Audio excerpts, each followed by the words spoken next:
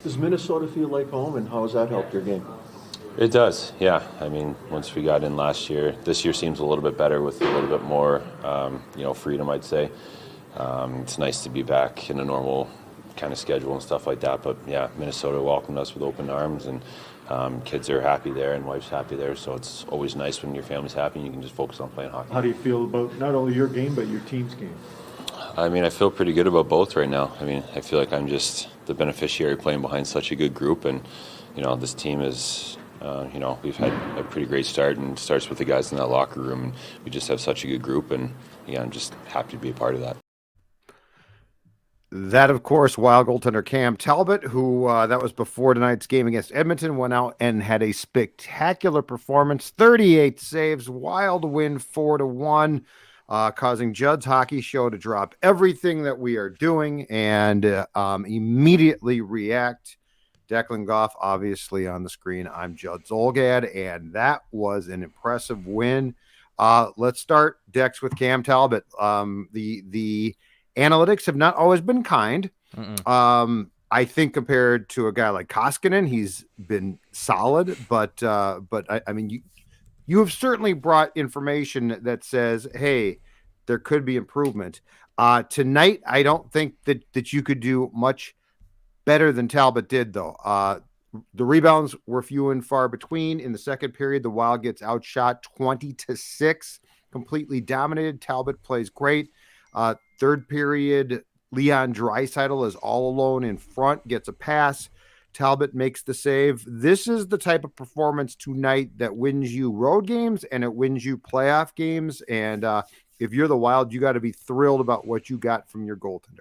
100%. Yeah, I think it was another just great performance from Cam Talbot, who over the last, basically, I think this is about the 7th game in a row where he's just looked very dialed in, and the Wild are coincidentally, obviously, on a 7-game winning streak after their win over Edmonton tonight. And yeah, he got off to a shaky start this season. It kind of reminded you of a starting pitcher in baseball who is getting wins, but is also allowing a ton of runs and isn't giving you a whole lot to write home about.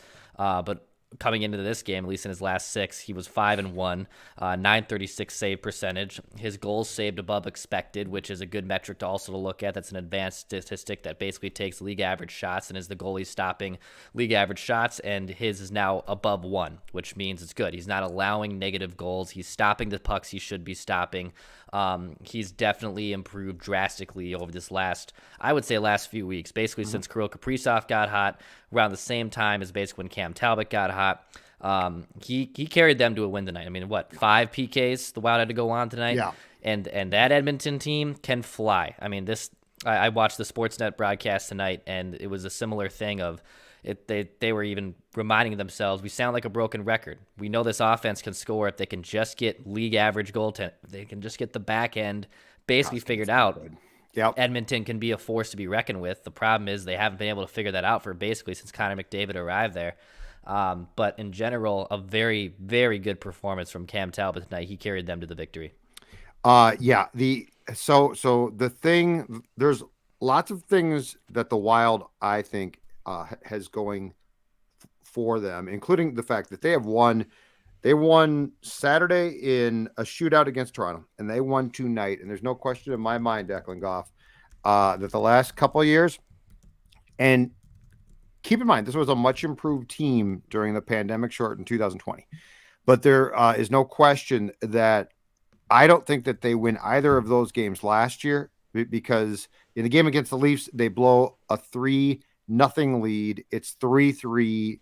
The 2 years ago, the Wild would have melted down completely.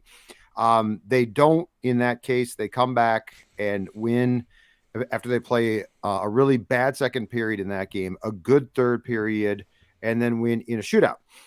Tonight, there were so many things that the old Wild would not have done. That second period would have destroyed them. That second period, Dubnyk would have allowed 4 goals. They would have melted down. And they continue. It's not that they're always playing great, because they're not. The last 2 games of second periods have been disappointing.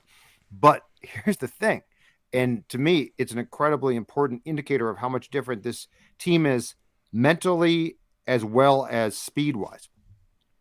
The difference is this team's ability and mental toughness to come back and not get flustered and not melt down is so impressive. And like those are the type of things that I watch and I think to myself, okay, this is translatable to a playoff series. This has the potential.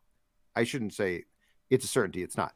This, Declan, has the potential to translate when you can be mentally tough, when you can get outplayed really badly on the road in the second period, but your goaltender plays really well, which is absolutely imperative, and you don't lose it. You don't go, oh my God, we're getting, they've got Draisaitl and McDavid and we are screwed. There have been, these last two games have been far from perfect games, but I've seen some intangible things that I don't recall ever seeing really against teams like this by the Wild. I mean, even Edmonton has not gotten the best of goaltending this season. They've still figured out ways to win games. And when you get into a track meet against a team like that, it can be basically suicidal. And in the second period, Edmonton dominated. The Wild were asleep at the wheel for 90% of that frame. Mm-hmm. And they weathered the storm, and Cam Talbot was their biggest reason. I mean, at the end of the day, your best member, your PK, is your goaltender. Talbot did that tonight. To your point of them not wilting like the older teams, again, I think it's a testament to what this group has been able to accomplish in such a short period of time. I think what stood out to me tonight is I thought outside of the pass to Kulikov, and I didn't know Dmitry Kulikov could be in the skills competition apparently, I thought Kirill Kaprizov had an off night. I didn't think Kirill had a great night tonight. Yep. He had an off. He was noticeable in kind of poor ways. Just did not have the same kind of jump and spark he did. And that's not to rip him or rip the team. That's to say how good this team is. They can overcome those starts. They can overcome an off night from your superstar. Kevin Fiala, for God's sakes, I don't know. I don't know what the guy has to do to score goals. Victor Rask is now outscoring Kevin Fiala. You tweeted it. You're correct. It's absurd. I mean, I don't know if that's more frustrating from Kevin's side. I don't know. It's a good thing for the team. The team wins games despite him only scoring 3 goals. The rush that Fiala had, where it was briefly a 2-on-1, and it was Fiala and Rask. Yeah, Fiala was so quick and made such a great move. Rask looked like he was standing still. Right. It's like, it's a 2-on-1. Oh, no, it's not really a 2-on-1. And Fiala, again, you know what? I'll go back to what I keep saying. If he keeps, I know it's frustrating, but if Kevin Fiala continues to play like this, I have no doubt the goals will come. Like, he had I thought he played hard tonight. I thought he played another. I don't think he's dogging it. I mean, he's certainly creating opportunities. He had 3 shots on goal tonight. To your point, Kaprizov, who did have an assist, had 1 shot. And I'm with you. Now, he did get hit in a very sensitive area in the first period, and I don't know how much that impacted the rest of his game. But yeah, he didn't have a great game. But I mean, we talked about this. I forget who was off in the Toronto game. We talked about the same thing, which is they have the ability to win games with their depth, and the entire team can play at pace now. Like, this is what Dean talked about when he took the job, and it was at the time unfathomable that they could actually do this, that they could actually play at pace, that they have 4 lines. That 4th line can skate. Skate. And Dumba tonight did a pretty damn good job with Brodin, who we'll talk about in a second, on McDavid. Yep. Connor McDavid gets frustrated. He gets very frustrated. And that defensive pairing, Dumba in particular, I thought did a really good job of not playing dirty, not taking penalties, but slowing McDavid up enough, because you're not going to completely do it. Yeah, the Sportsnet broadcast was talking about comparing Kevin Fiala and Ryan Nugent-Hopkins, honestly. And by the way, that was not my listener submission, because those are 2 of some of my favorite players in the NHL. In love with both those men, which is fine. But RNH is also off to a very frustrating start. Just 2 goals, I believe, and a criminally low shooting percentage. He's been their version of Fiala. He just hasn't been able to score goals despite great chances, and just is clearly really snake bitten. And the Sportsnet broadcast was discussing how you want to keep a player like that frustrated if you're the opposition, like, because the moment that guy scores a goal for either side, it's going to start popping off for him. And I thought that was a really interesting thing to notice, because RNH probably even a more put together player than Fiala is, but also a very streaky and dynamic player. And when he's on, you notice it. But this season, both of them are off to really slow and painful starts. But once the offense gets going, everything's going to be fine. And both the Oilers and Wild are sitting pretty right now in their respective divisions and look like locks to make the postseason and potentially can make some noise. And we could even see these teams maybe even a Western Conference Finals at one point. That'd be a hell of a lot of fun. I don't think I'll say this. If you played the game that the Wild played tonight, a course of a 7-game series against Edmonton, I don't know if you win that series. Like the way Edmonton was basically running up and down, you can steal one or two, and that's huge because the adversity, if you can handle the adversity, that's big. But I do think if you played like that over the course of a 7-game series, I don't know if that's sustainable to win a series. If Edmonton gets a goaltender, you don't win that series. Yeah. Koskinen is one of and I've watched him now for like 4 years. Drives me crazy. I think the key goal tonight was the first goal. The Eriksson Ek goal was an inexcusable piece of work by Koskinen to not seal off that post. He had that puck. He just didn't take care of the puck. And Ek, who's just marvelous. I love to watch him play because he's got some skill, but he works so damn hard. Right. But I really thought that was the tone setting goal because it was early. It was a bad goal. And it then, when the Wild got their second goal, which was the Dumba, which was a great pass to Foligno, pass that set up a goal that would have been a very, very tough save. That's goal 2. It should have been goal 1. If the Oilers go out and get Marc-Andre Fleury or something, it's going to be different. But I mean, the thing that I love right now, if you are the Wild, bring on the Avs and Oilers as currently constructed, because I think you have the goaltending edge there. And I'm not saying that Talbot is Ken Dryden, right? But Kemper's hurt. He's going to come back, and I contend he is going to melt down. He can't handle the pressure. He was great in Arizona because no one expects crap from you there. So I think that if those two teams don't make trades, which I think both will and probably need to, bring them on because, yes, the skill is off the charts, but you've got a mentality here to slow teams. But yeah, I'm with your assessment. If the Oilers go get a goaltender, a game like tonight in a playoff series, you'll steal one or two, but I don't think you'll win it unless you have the wherewithal to play a more complete game. But Declan, the last 2 games, again, the Wild in the second period, the last 2 games against really good teams have not played well, and they've won both. Right. So that's a really interesting juxtaposition to what we're used to here. Yeah. So I in some ways I'm impressed. Yeah, it's been damn impressive watching what they've been able to do against Toronto and Edmonton, 2 of the better teams in the NHL, and the Wild continue to look like one of the best teams too.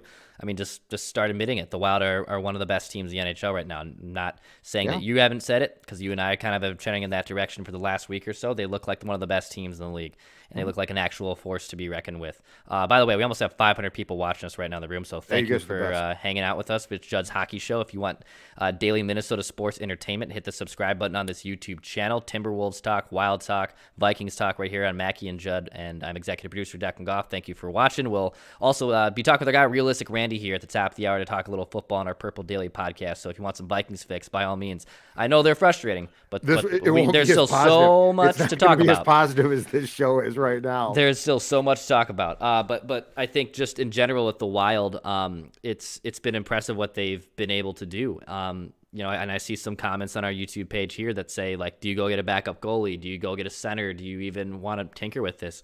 As of right now, I don't think you do. I don't think it's necessary. Rossi took a nasty hit.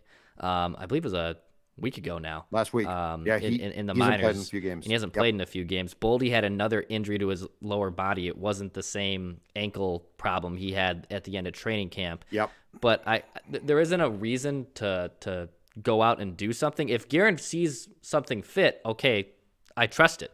And I think that's kind of where Wild fans should align. I don't think you have to conglamor Bill Guerin to go make a move for a center or get a backup goalie. Right. But I do think if he's going to make a move, trust it. Trust that process, because what he's been able to do so far with roster construction and just the overarching look of this team, I would trust. And there's so many times, because we've seen it with Fletcher, good teams that get that you plug in a piece just because you want to make a move at the deadline. And I know those were different situations because the Wild were usually bubble teams in those situations, but you still felt like, really, are we going to give up a third-round pick for Bergenheim or Matt Molson or Cam Stewart? Like, are we really going to do this again? Yeah. If Guerin's going to make a move, I would trust it.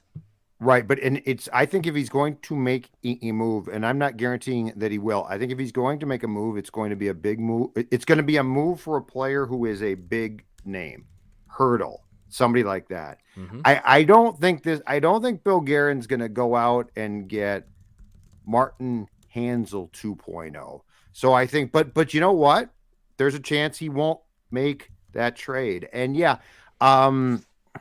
let's talk about the play tonight. And look, this guy is magnificent. I contend he might be the best defenseman, the best Minnesota NHL defenseman ever.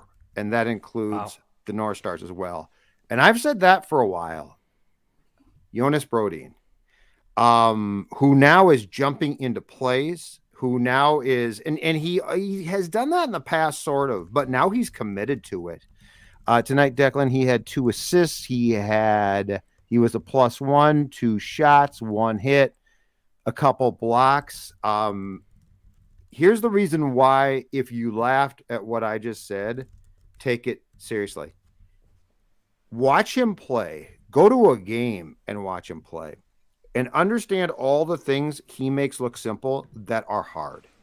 Brodin makes plays that are extremely, like, a lot of guys can't, and a lot of guys get beat.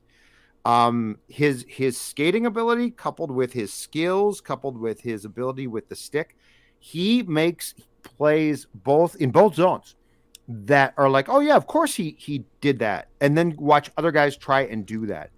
Tonight, I thought he was marvelous, and here's what I loved. That game was played at such a fast pace, which was great to watch. But that game was played at such a fast pace, it fit Brodin perfectly. And Declan, the skill of a game like that is so damn high that when you have a player who looks that at ease and that good, and at times I thought dominant, that says a ton. But I honestly think, just as far as the whole package goes, that he might be the best NHL defenseman in the history of the National Hockey League teams in this state. And it's not off tonight. It's off a long history of what I've watched. Defensemen are hard to find. Good ones are hard to find. And Brodin's skill set is freakish when you consider what he can do defensively and then jumping into plays now offensively. Absolutely. I mean, that's high praise. I think Jonas Brodin, maybe if you're not a big-time Wild fan and you're just a Minnesota sports fan, you probably look at his body of work and you might even watch him play and think, oh, he's a nice player, but, like, is he really that great? Yes. He brings so many things that are unquantifiable from an untrained eye and from a box score that are hard to pick up on. And this year, I mean, he's playing a ton, and he's playing the most he's ever, or second most he's ever played in his career. He's playing almost 24 minutes a night. He's had to assume even a bigger role with Jared Spurgeon being out. He is making a case for Norris. He's not a household name that's going to score 10 to 15 goals like these new defensemen like Cal McCarr are, but he's going to do everything right for you. I would say if you're just a passive Minnesota sports fan, you go to the X to watch a random Wild game, just watch him skate. Watch him move. And I know that might sound really silly, but, like, key in on him. Just watch him during a shift. Just watch what he does. I think there's so many things that are unquantifiable that are sometimes hard to see because he doesn't put up goals and he doesn't score a ton, but he is such a great, steady defenseman. I don't think you're probably too far off there. I mean, Brent Burns came through here, but he wasn't the player he was when he was with Minnesota. Ryan Suter is a very prolific player, but and has similar intangibles to Brodin, but I think that's probably right. I think it's probably right. Right, because The thing that Brodin brings that those guys didn't is both ends. So like Burnsy developed and became great offensively, but still had issues in his own zone, and I think does to this day. Suter was incredibly solid, but I mean, Brodin's got another gear there. And when he jumps into plays, when Suter jumped into plays, I was always, for the most part, like, okay, let's see what happens here. When Brodin jumps into plays, there's a confidence there, and it's, to your point, Dex, it's because he can skate so well. It's because he's going to get back instantly. Craig Hartsburg, Educate our audience here. brought up there by Mr. Gould, Livingston Gould. Yes, Craig Hartsburg was fantastic. Craig Hartsburg also had knee problems and he had injury problems that derailed him fairly quickly. Craig Hartsburg is probably second on that list because he was a marvelous player. I watched him play quite a bit, but the injuries slowed him down. And knock on wood, the Brodin factor, I think he's 8 years in, and he's pretty damn durable. I'm sure he's been hurt. I'm just not recalling a lengthy time period that he missed. But, yeah, Hartsburg was great. Loved him. But I think Brodin has longevity and durability within that time. And again, I'm talking about both ends of the ice. Craig was really good. But, I mean, I just think ordinarily a defenseman has a strong suit, right? Like Dumba. He's got a great shot, and he is improved defensively, but his strong suit is what he can possibly bring in the offensive zone. Brodin does it both ways. Before we get done here, Dmitry Kulikov. Yeah. A goal tonight, which was gorgeous, which actually didn't come as a surprise, Dex, because when we watched this team in the press box at the X, Kulikov likes to jump into plays. I thought that the Wild for sure was going to miss Soucy and Cole because I thought Cole was such a stabilizing veteran. The Kulikov signing might be one of the most under the radar best moves from the summer in the entire league. Yeah. Like as far as what he's brought, like tonight, a goal, he had 3 shots on goal. He was a +1 on the ice, 21 minutes even, it looks like. You know, when Kulikov was signed, I was like, okay, I'm sure, I think he'll be okay. I really don't know. He has been a hell of a find by Bill Guerin. Yeah, I mean, as Adam points out on our YouTube page, Dimitri's actually better than Cole or Soucy, which I did not think it would all occur. Yeah, he's been a better player than those. Ian Cole took a nasty play in Carolina today. He got a 5-minute major for a kneeing penalty. He looks like What's up with all the kneeing? I don't know either. Spezza, right? Pionk. What's up with all the kneeing? I don't get it That's either. Dangerous, by the way. Stop. But when you lose Jared Spurgeon, you thought you would take a little bit of a lick here, and you and I were saying because he's been up here a few times, but mostly a healthy scratch. Like, when are you going to get Kalen Addison sometime? And I'm sure, by next season, and there even could be a point at this season where Kalen Addison does draw into the lineup regularly, but you haven't needed him. And that's, again, a testament to the depth of how great this team is, that Dmitry Kulikov, for whatever reason, is playing out of his mind. John Merrill's been fine, too. Like, it's remarkable when you lose players like Jared Spurgeon that things could go awry. When Kirill Kaprizov gets off to a slow start, Ryan Hartman and Marcus Foligno continue to score big goals for you, right? Like Joel Eriksson Ek getting a power play goal today, and just like you said at the top, it's not a flashy goal, it's not a sexy goal, but at least for God's sakes, they're able to score a goal on the power play. Everything. Right. This was far from a perfect game, I think, from a team standpoint, despite what the score looked like from the Wild tonight, and they were still able to win. You'll take it. You will gladly say, in fact, this game, Dex, was the Vikings equivalent of the loss at San Fran. That's what this was, which is you get in there, you might not have deserved to win based on the entire body of work, and you don't care because you won. By the way, the Oilers power play came into tonight's game, number 1 in the league at 34%. The Wild was 5 for 5 on the PK. Cam Talbot with the Oilers on the power play stopped 9 of 9 shots. The last thing about Cam that I thought was really, really impressive, and it's absolutely imperative when you're playing this team is the lack of rebounds. The rebound control He was tonight. swallowing everything up tonight. This is the type of team where if you don't, right, then the puck kicks out to like Draisaitl or something like that, and you're dead. There's nothing. They're going to score. I thought his ability, and where I will give the Wild defenders credit, especially on the PK, was they did a pretty damn good job a lot of the time, I thought, of forcing the Oilers outside for shots, which, if you recall, is the same thing that Yosie's Blues did to the Wild in the playoff series where Jake Allen played so well. Like, it's a big difference, man, when you can force those guys outside, right? And then if the goaltender is playing well enough to swallow up the puck, it's not, not guys in front, man. There's just so many things that this team, despite some definite issues in the past 2 second periods, at now they've won, I believe, 7 consecutive games. Mm-hmm. There's so many things this team does that I like. Absolutely. Yeah, it was an incredibly impressive win tonight for the Wild. And they'll keep it rolling, man. I mean, they got Vegas on Sunday. That's going to be a tough one. 3 and 4 days coming up at the end of the week, right? Yeah, and the Vegas game, I believe Vegas is on Sunday, correct? I think that one, that ends it. That should be another fun tilt. Wild fans have gone sour with Vegas, and they've kind of built up a fun little rivalry here. So I'm curious what happens there, but this is awesome. I mean, the Wild are in firm grips of first place. Dallas, classic Stars, Ryan Suter, Dallas Stars. Now, I believe they've won. They've been on a hot streak here as well. Of course they've come back and won. Mm-hmm. Suits is back, and the Blues were down, I think, but then came back and beat the Panthers tonight in OT too. So, but you know what? If you're the Wild, you're controlling what you can control. Damn right. You're winning games. All right. Appreciate all of you that tuned in. If you would like some Vikings after Purple After Dark talk. Yep.